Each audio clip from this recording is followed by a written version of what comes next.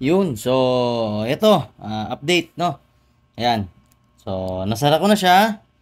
Yan. Okay. So, yan. Ito na yung final. So, ito na yung paper adhesive na barley paper adhesive. At ayan yung Kapton tape, no? Then yung tabbing wire, syempre nasa loob, no? Tapos yung PVC heat shrinkable tube, ayan yung kulay blue.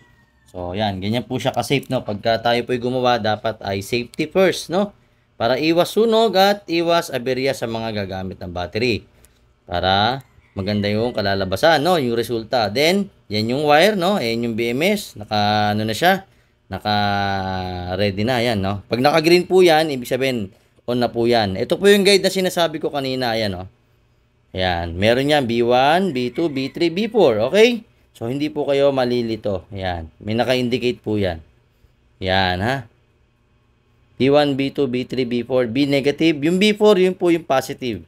Okay, make sure lang po, magkakabit kayo nito. Huwag niyo po munang isasalpak yung socket. Ayusin niyo po muna yung wiring, itama nyo. Mag-tester po kayo. Gumamit po kayo ng tester. So, ito,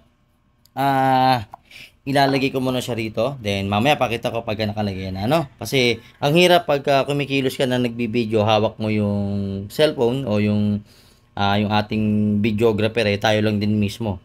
So, abangan nyo na lang. So, bubuin ko na muna at ayan, kakabit ko na siya. So, ito na yung, takip, no? Sakto po yan, no? Ayan. Ganyan po yung style niyan. So, yan. Bagong-bago po yan. Walang daya. Okay? So, mamaya, abangan nyo. Pagka nakabit ko na din, tingnan natin kung ano yung magiging resulta pagka naikabit na natin, no? So, abangan nyo lang po. Alright. So, yun lang po. JJ Humble Works. Abangan nyo to.